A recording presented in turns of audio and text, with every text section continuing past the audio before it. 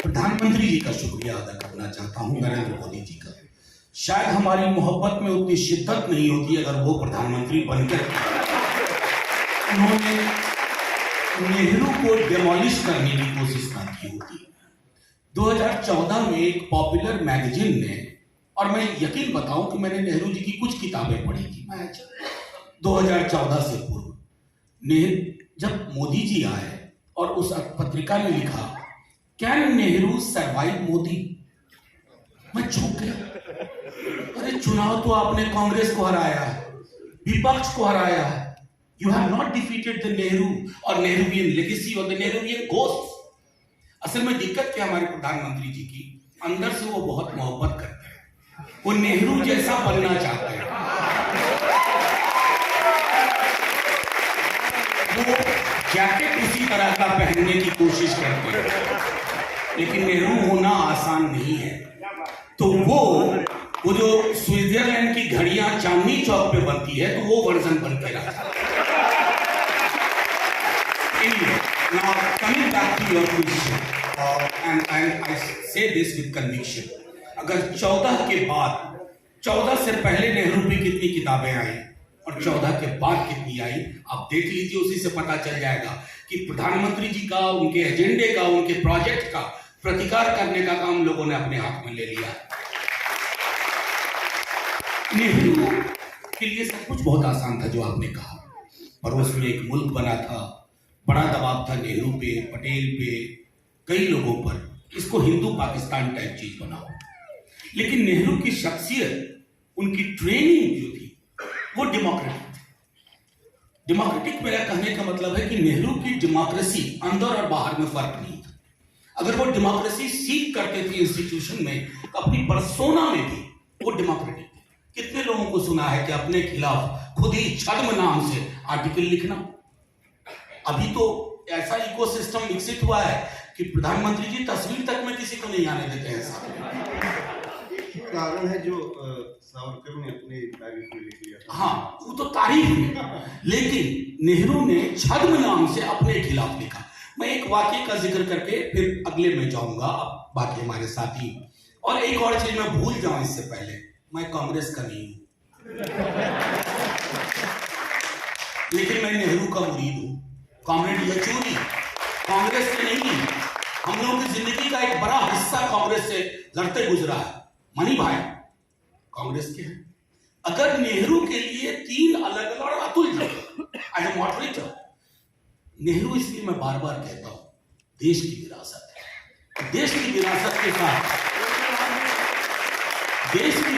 के साथ छेड़छाड़ नहीं होनी चाहिए। अब मैं आता हूं, एक छोटा वाकया शेयर करूंगा। रंजॉय सेन की एक किताब अभी आई है, ये इसका जिक्र आपको अलग अलग पत्रों में भी मिलेगा। नेहरू जेपी को बहुत प्यार करते थे, बेपनाह मोहब्बत करते थे। कई लोग जेपी को नेहरू का उत्तराधिकारी समझते थे, और सरदार पटेल साहब की मतभिन्नता थी जेपी के साथ।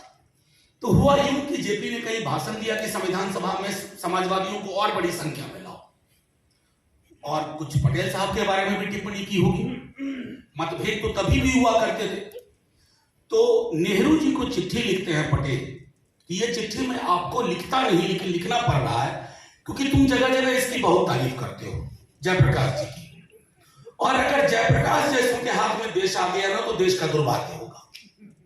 मैं ये बात इसलिए कह रहा हूं कि बौनी समझ के लोग इन कदों के लोगों को कभी समझ ही नहीं सकते। उनका विरोध था। आज जिन डेमोक्रेटिक इंस्टीट्यूशंस को नेहरू या नेहरूवियन पोस्ट कॉलोनियल जो इंडियन स्टेट था, वो जो शेप दिया, आज उसी का नतीजा है कि प्रधानमंत्री जी कुछ भी कहते निकल जाते हैं। अगर नेहरू ने एक टोटलिटेरियन स्टेट के बीज डाल दिए होते ना, प्रधानमंत्री जी, आपका आगाज नहीं होता, आपका अंजाम नहीं होता, आरएसएस नाम की चीज नहीं होती, बीजेपी नाम की संस्था का जन्म नहीं होता। लेकिन हाँ, नेहरू हर विधा और विचार चाहते थे समाज में रहे। विरोध था श्यामा प्रसाद मुखर्जी से।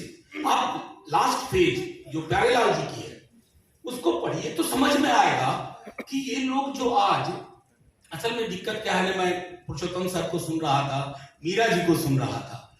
अभी दिक्कत क्या है, उस जमाने में ट्विटर नहीं था, फेसबुक नहीं था, तो आपको अगर उनको समझना है तो चिट्ठियों से उनके समझना होगा, उनके रिश्ते की गर्माहट को समझनी होगी कि सुभाष बाबू के साथ नेहरू का रिश्ता क्या था, सुभाष बाबू और नेहरू में कितनी अंतरंगता थी। और जब मैं अंतरंग शब्द का इस्तेमाल कर रहा हूं तो मैं कॉन्शियसली कर रहा हूं, क्योंकि रिश्ते आजकल अंतरंग नहीं होते हैं आजकल। और ये नेहरू की देन है कि हमें एक ऐसा लोकतांत्रिक देश मिला, एक सोच मिला। और आखिरी में करके खत्म करूंगा, मेरे बचपने में मैं नेहरू की मौत के 3 वर्ष बाद पैदा हुआ। मेरे पिता का भी नाम जवाहर है। वो दौर था, मेरा परिवार समाजवादी था, लेकिन नाम जवाहर रखा था बेटे का, क्योंकि समाजवादी और उस समय नेहरू के उसमें फर्क नहीं था। तो एक बार मैं अपने गांव जा रहा था, तकरीबन 77 ईस्वी की बात है, 76 की। तो मुझे बताया कि, मैंने पूछा ये खंडहर क्या है, तो बताया गया कि इस कम्युनिटी डेवलपमेंट के तहत नेहरू ने ये मिलन मंदिर बनाया है हर ग्राम पंचायत में। अब सोचिए, वो मिलन मंदिर सबके लिए खुला था। कितने मंदिर आज हैं जो सबके लिए खुले हैं? मंदिर शब्द से आपने वितृष्णा का भाव ऐसा क्यों कर दिया? आपने वेपनाइज कर दिया है रिलीजन को। नेहरू के लिए रिलीजन व्यक्तिगत चीज थी। मेरा और मेरे ईश्वर का रिश्ता अंतरंग है, प्रगाढ़ है, लेकिन वो व्यक्तिगत है। आप उसका सार्वजनिकरण कर बैठे। और दुनिया के मुल्कों को देखिए जिसको नेहरू ने रोक के रखा था। जब जब मजहब या मजहब परस्ती का सार्वजनिकरण होता है तो सार्वजनिक मुद्दे गौण हो जाते हैं, और हम सुबह सुबह व्हाट्सएप फॉरवर्ड पढ़ करके नेहरू की निंदा में लग जाते हैं।